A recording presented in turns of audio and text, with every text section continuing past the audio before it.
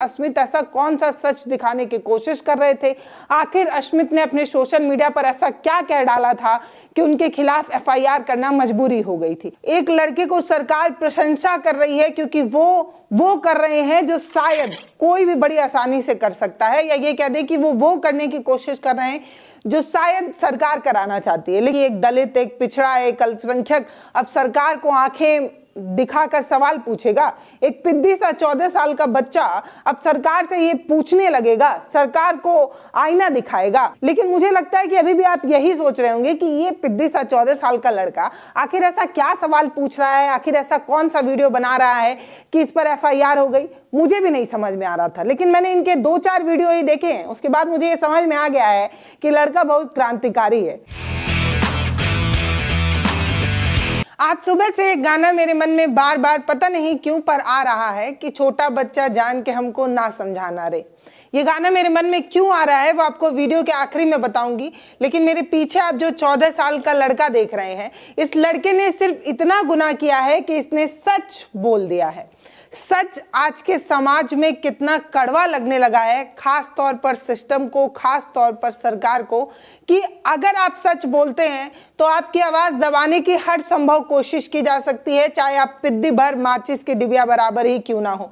अब ये जो 14 साल का लड़का है, इसने सरकार से ऐसा कौन सा सवाल पूछ लिया होगा, ऐसा क्या कह दिया होगा, ऐसी क्या बातें रख दी होंगी सोशल मीडिया पर कि इसके खिलाफ एफआईआर दर्ज करा दी गई। हाँ, ऑफिशियली एफआईआर नहीं है, लेकिन वो सब कुछ किया गया जो नहीं किया जाना चाहिए। मतलब थाने ले जाकर बैठाना, क्योंकि ये नाबालिग थे तो इनको इनके घर भेज देना, इसके भाई को बैठा लेना, फिर मजिस्ट्रेट के सामने 6 महीने तक लगातार हर तारीख पर पहुंचने की नसीहत दे देना, वीडियो ना बनाने का एक डर बैठा देना, हर वो चीज करने की कोशिश की गई जो एक 14 साल के बच्चे के साथ की जा रही थी।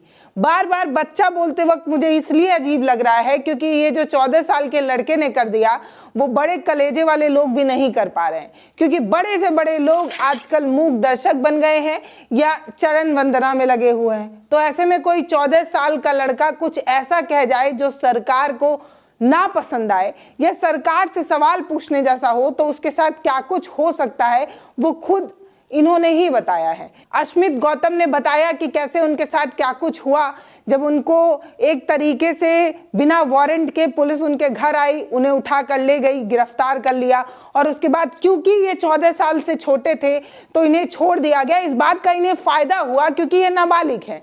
मतलब आप समझिए कि अगर ये 18, 19, 20 साल के होते, 19-20 साल के होते तो इनके साथ क्या कुछ हो सकता था, ये उन्होंने खुद अपने वीडियो में बताया।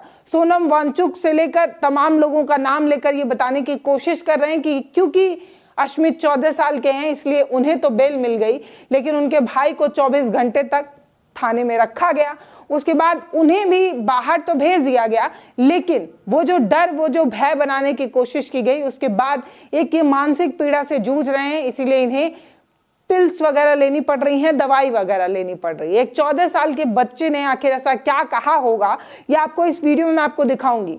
हालांकि अस्मित ने बहुत सारे वीडियोस बनाए हुए हैं, लेकिन हम 1, 2, 4 वीडियो ही आपको दिखाएंगे और आप उसी से समझ जाएंगे कि अस्मित ने जो कहा उससे किसको ज्यादा तिलमिलाहट हो सकती है, किसको ज्यादा घबराहट हो सकती है, और आखिर अस्मित ऐसा कौन सा सच दिखाने की कोशिश कर रहे थे।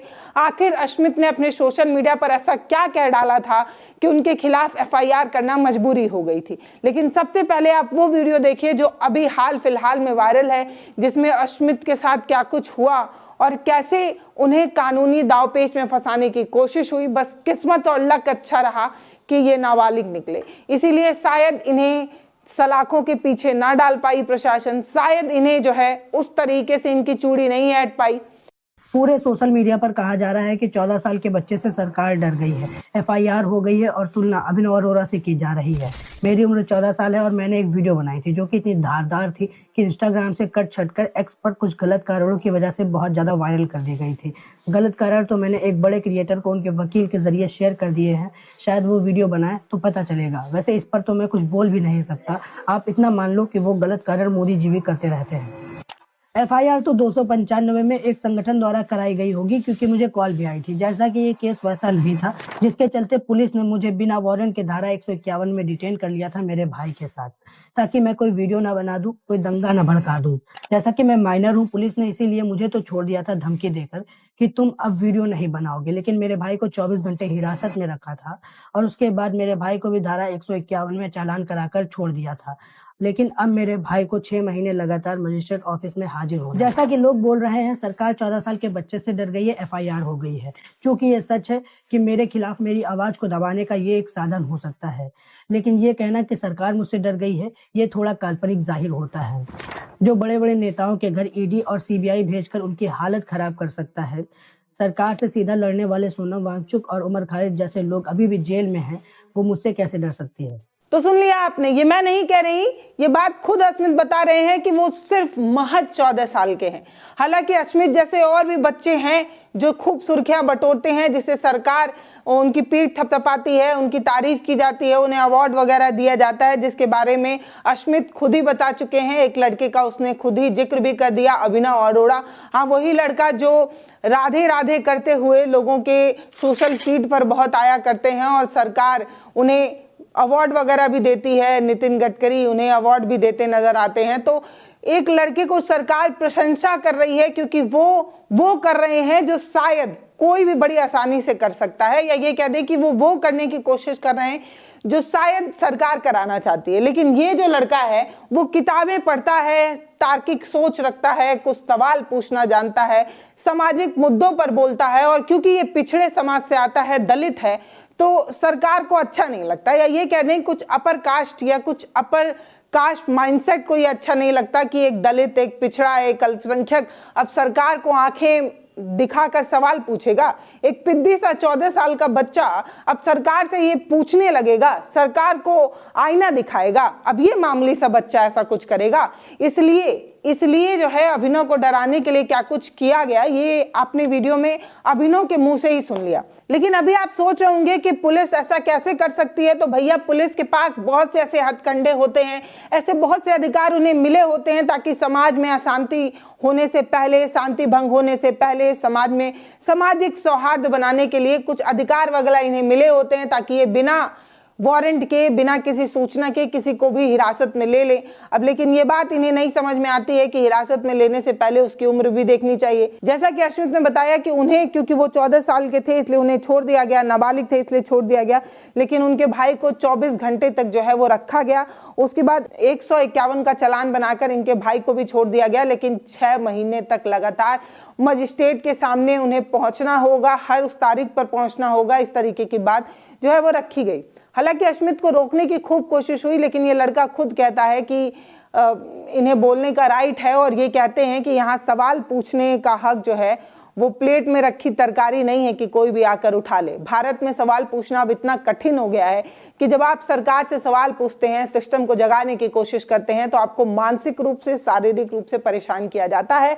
और इसी वजह से 14 साल के अस्मित को भी परेशान जो है वो किया जा रहा है। लेकिन मुझे लगता है कि अभी भी आप यही सोच रहे होंगे कि ये पिद्दी सा 14 साल का लड़का आखिर ऐसा क्या सवाल पूछ रहा है, आखिर ऐसा कौन सा वीडियो बना रहा है कि इस पर FIR हो गई। मुझे भी नहीं समझ में आ रहा था, लेकिन मैंने इनके 2-4 वीडियो ही देखे हैं, उसके बाद मुझे ये समझ में आ गया है कि लड़का बहुत क्रांतिकारी है। मतलब जिस तरीके से इनके वीडियो सोशल मीडिया पर टहल रहे हैं, जिस तरीके से ये अपनी बातें कह रहे हैं, उस बात से एक बात तो समझ आती है कि जो माचिस की डिबिया होती है ना, उसकी एक तिल्ली में लगा वो थोड़ा सा बुरादा जो है एक आग लगाने के लिए काफी होता है, और वही है अस्मित। अस्मित उस माचिस की डिबिया के एक छोटे सी तिल्ली है, और उस तिल्ली में लगे एक छोटा सा बारूद है जो इस समाज को जगा सकता है। और शायद ये बात प्रशासन और सरकार बहुत अच्छे से समझ रही है, क्योंकि इन्होंने ना सिर्फ उस चश्मे को हटाने की कोशिश की, बल्कि लोगों को जगाने की भी कोशिश की है। अस्मित ने वैसे तो बहुत सारे वीडियोस बनाए हैं, लेकिन आप सबसे पहले ये वाला वीडियो देखिए जिसमें वो बात तो संवैधानिक कर रहे हैं, बात तो वैज्ञानिक होने की कर रहे हैं, बता रहे हैं कि कैसे हमें वैज्ञानिक सोच रखनी चाहिए, कैसे धार्मिक सोच रखने वाले लोग एक मंत्र पढ़ लेते हैं और फिर वो एक मंदिर के पुजारी बन जाते हैं, और क्या कुछ वो करते हैं, क्या कुछ उन्होंने कहा है, किस तरीके से कहा है, वो आप खुद सुनिए और फिर आप समझेंगे कि एक महंत, एक पुजारी, मैं किसी को छोटा बड़ा नहीं कह रही हूं, लेकिन मैं अस्मित के उस वीडियो को अगर पॉइंट आउट करके बोलूं तो अश्मित ये समझाने की कोशिश कर रहे हैं कि एक पुजारी, हालांकि धार्मिक रूप से उनकी जिम्मेदारी जरूर बहुत हो सकती है, वो समाज के लिए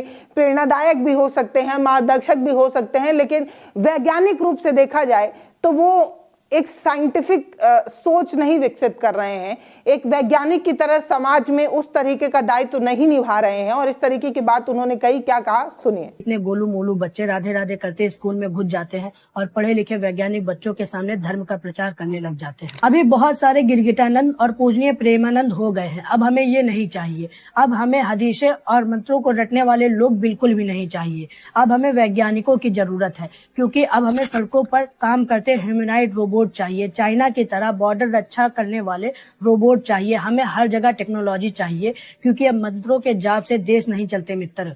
भले ही देवव्रत का काम सराहनीय है, उसके लिए उसके गुरुजन काफी हैं। जैसा हमारे संविधान में लिखा है, हम भारत के लोग, तो पॉलिटिकल पार्टियों को भारत के लोगों के लिए काम करना चाहिए। देवव्रत को गुरुकुल में और उसके समाज में सम्मान मिले, बहुत अच्छी बात है। किंतु अगर हम वेदों को रटने वाले मॉडल को देश का रोल मॉडल बनाएंगे तो 2047 तक हम विश्व गुरु तो नहीं बल्कि वेद गुरु बनकर रह जाएंगे। तो हमारे देश का रोल मॉडल देवव्रत, महेश रेखे या अभिनव अरोरा जैसे लोग नहीं बल्कि पूजा पाल होंगी, जिन्होंने बाराबंकी में धूल रहित थ्रेसर मशीन का मॉडल बनाया और जापान गई। इसके अलावा हेमेश चदलवादा, वेदांत त्रिवेदी, सुहानी चौहान, आनंद सिंह, विनेशा उमाशंकर, ये वो लोग हैं जिन्होंने विज्ञान में महारत हासिल करके रखी है। और इनके काम के बारे में हम लोगों को तनिक भी जानकारी नहीं है, क्योंकि इनको पीएम और सीएम ने देवव्रत की तरह मंच नहीं दिया है। तो सुना आपने, 14 साल का अश्मित धार्मिक रूप से किस तरीके से प्रहार कर रहा है, धार सवाल पूछ रहा है, और यही बात कुछ लोगों को ठीक नहीं लगती है। एक वीडियो और आपके साथ रख रही हूं, जिसमें आप देखिए कि धार्मिक रूप से ये कैसे बाबाओं को धर्म का धंधा बना लेने वाली चीज पर जिक्र कर रहे हैं और बता रहे हैं कि अगर कोई पंडित ब्राह्मण जो है वो पंडिताई करे तो बुरा नहीं लगता है, लेकिन अगर कोई यादव इस तरीके की चीज करने की कोशिश करता है तो ये लोग जो है वो उसकी चुटिया काट लेते हैं, ये कर लेते हैं, वो कर लेते हैं। और आप सभी को पता है कि लगातार जिस तरीके से दलित अल्पसंख्यक पर प्रहार हो रहे हैं, लगातार जिस तरीके की घटनाएं हो रही हैं, उसी घटनाओं को उठाकर अश्मित ने अपनी बात को जोड़ा, या वो कह दीजिए कि उसने सच कहा। और जब ये वीडियो सामने आया तो किस लोगों को ज्यादा बुरा लग सकता है, आप इस वीडियो को देखिए और समझिए कि सरकार आपको भक्तिमय बनाने की कोशिश कर रही है, आपको धार्मिक बनाने की कोशिश कर रही है, आपको ये बताने की कोशिश कर रही है कि भारत का विकास तो तभी होगा जब भारत हिंदू राष्ट्र बन जाएगा, जब यहाँ पर सभी हिंदूमय हो जाएंगे तभी भारत जो है वो धर्मगुरु बन पाएगा, भारत का असली विकास हो पाएगा, क्योंकि हम सनातन की ओर चल पड़ेंगे, हम अपनी संस्कृति की ओर चढ़ पड़ेंगे। ऐसे में अश्मित नाम का एक लड़का निकल कर आता है जो ये कहता है कि तोता बनकर कोई धार्मिक मंत्र रट लेने से समाज का कल्याण नहीं होता है। समाज का कल्याण तो तब होता है जब आप इसकी तरीके किताबें पढ़ते हैं, जब आप तार्किक सोच रखते हैं, जब आप तमाम रिसर्च को पढ़ते हैं, तब आपको पता चलता है कि दुनिया भर में क्या हो रहा है। आप अपनी पीठ थपथपा कर अपने आप को विश्व गुरु घोषित किए जा रहे हैं, जबकि असल में समाज के रूप में हम किसने पिछड़ते जा रहे हैं, क्योंकि हम अपने बच्चों को तार्किक सोच नहीं दे रहे हैं, वैज्ञानिक टेम्परामेंट नहीं दे रहे हैं, बल्कि हम उन्हें धार्मिक बना रहे हैं, हम उन्हें वो चीज सिखाने की कोशिश कर रहे हैं। हालांकि धार्मिक बनना भी बहुत बुरा नहीं है, लेकिन आप सोचिए कि जब विश्व ग्लोबल लेवल पर कंपटीशन की बात करेगा तब हम कुछ मंत्रों को रट कर जो है उससे लड़ने पहुंच जाएंगे, और तब पता चलेगा कि हम कितने पीछे रह गए। क्योंकि अश्मित जैसे गांव से निकलने वाला एक लड़का जब इस तरीके की तार्किक सोच रखने लगेगा, पढ़ने लिखने लगेगा, अपने हक को जानने लगेगा, और वो भी खास तौर पर तब जब वो दलित समाज से आता है, पिछड़े समाज से आता है, और इस तरीके की बात कहने लगेगा तो कितना बुरा लगेगा। नहीं यादव जी, मुझे लगता है जब सपा थी तभी आप सेफ थे, नहीं है तो कहीं चोटी काटी जा रही है तो कहीं चोटी उखाड़ी जा रही है। ये बात गलत नहीं, एकदम सही है। इससे कुछ दिन पहले जो इटावा में हुआ उसे आप सभी लोगों ने देखा कि कैसे एक यादव समाज के भगवताचार्य व्यास कथावाचक मुकुटमणि यादव जी के साथ कुछ ब्राह्मणवादी विचारधारा के दबंगों द्वारा मारपीट करी गई, उनकी चोटी काट दी गई, सिर मुड़वा दिया गया, नाक रगड़ाई गई और अपमानजनक व्यवहार भी किया गया। और इससे भी ज्यादा एक ब्राह्मण महिला के पैर छुआकर शुद्धिकरण के लिए उस ब्राह्मण महिला के पेशाब से छिड़काव किया गया। बस गलती इतनी थी कि यदुवंशी होने के बाद भी भागवत कथा कर रहे थे। इतना ही नहीं, ये सरकार पर भी सीधा हमला बोलते हैं। देखिए भाजपा को लेकर इन्होंने किस तरीके से अपने वीडियोस बनाए और बताया कि भाजपा जो है वो आपको कितना मूर्ख बनाने की कोशिश करती है, आपको कैसे हिंदू मुस्लिम के नाम पर लड़ाती है और अपना उल्लू सीधा करती है। अश्मित का ये वीडियो देखिए, ये वीडियो आपकी आंखें ना खोल दे तो कहिएगा। मुझे लगता है बीजेपी केवल अब एक राजनीतिक पार्टी ही नहीं, एक इंस्टीट्यूशन भी है जिसमें एक से बढ़कर एक गधे मैन्युफैक्चर होते हैं और उनको पढ़ाने के लिए आरएसएस से टीचर नियुक्त होकर आते हैं, जो कि उनको विज्ञान, गणित, तर्कशास्त्र, राजनीति शास्त्र या समाज शास्त्र न पढ़ाकर केवल हिंदू मुस्लिम मतभेद के बारे में पढ़ाते हैं। जब बीजेपी एक इंस्टीट्यूशन है तो एग्जाम भी होते हैं और अभी बिहार में चल रहे हैं एग्जाम। अलीनगर की सीट पर बैठी है मैथिली ठाकुर और आज मैथिली ठाकुर का वाइवा है। एग्जामिनर ने मैथिली ठाकुर से हिंदू मुस्लिम से हटके बिहार के विकास के ब्लूप्रिंट के बारे में पूछ लिया है। जैसा कि मैथिली ठाकुर के लिए ये एक आउट ऑफ सिलेबस सवाल है, तो उनके सामने दो ऑप्शन है। पहला ये कि वो इस सवाल को स्किप ही कर दे और दूसरा ये कि कोई उल्टा सीधा जवाब दे दे। जैसा कि मैथिली ठाकुर ने अपने सीनियर्स को गोरखपुर की तुलना स्पेन से करते हुए देखा है और डांट खाते हुए भी देखा है, तो मैथिली ठाकुर ने इस सवाल को स्किप करना ही सही समझा और कहा कि कैमरे के सामने ब्लूप्रिंट कैसे दिखा दे, ये तो निजी चीज होती है ना। ब्लूप्रिंट क्या है? ब्लूप्रिंट में आपको कैमरे पे अभी कैसे बताऊं, ये तो बहुत ही निजी चीज है और मैं इस पे प्लान कर रही हूँ पूरा। ये तो पॉलिसी की बात है ना कि मैनिफेस्टो आप तो- what do you have to offer to your. Manifesto already हर एक चीज हर एक जगह पब्लिश्ड है। वैसे तो इस इंस्टीट्यूशन में बहुत सारे नए पुराने छात्र हैं जो कि अलग अलग विषयों पर उल्टी सीधी बात करते हुए नजर आ जाते हैं, लेकिन जो नए छात्र हैं उनको केवल हिंदू मुस्लिम अनेकता ही सिखाई गई है, जो कि केवल वही बोलते हैं, जिसकी झलक आपने मैथिली ठाकुर के अलीनगर को सीतानगर या जानकी नगर बनाने की बात में देखी होगी। फिलहाल अश्मित की बहुत सारी वीडियोस हैं, बहुत सारी वीडियोस को छाट कर यहाँ रखना बहुत मुश्किल है। इतना ही कह सकती हूँ कि अश्मित एक 14 साल का लड़का जो मानसिक रूप से मुझे लगता है किसी 52 साल के एक आदमी से भी ज्यादा समझदार है, जिसकी तार्किक सोच हम जैसे न जाने कितने लोगों से ज्यादा बेहतर है, जो पढ़ना जानता है, जो अपने हक के लिए बोलना जानता है, जो ये जानता है कि वो किस समाज से आता है और उस समाज से निकलने के बाद जब लड़ने के लिए कोई इंकलाबी पैदा होता है तो उसे इस तमाम तरीके की रुकावटों को झेलना पड़ता है।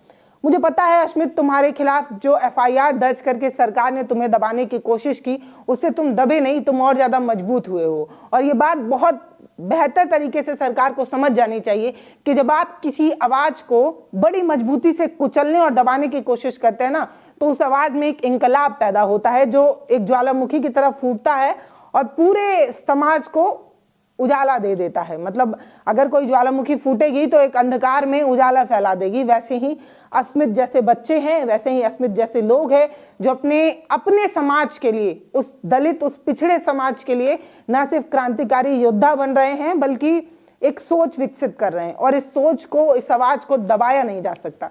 फिलहाल इस वीडियो पर आपकी जो राय हो वो आप हमें कमेंट सेक्शन में लिखकर बताइएगा।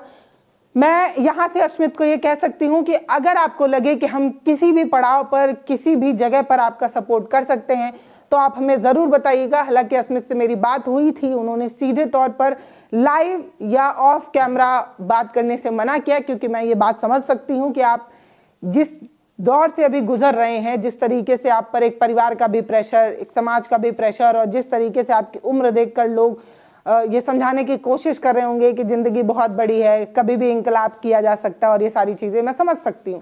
इसलिए मैंने अश्मित पर कोई दबाव तो नहीं बनाया, लेकिन मैं यहाँ से एक खुला ऑफर फिर से दे रही हूँ कि अश्मित जब चाहें हमें बता सकते हैं, हम आपके सपोर्ट में हमेशा खड़े हैं।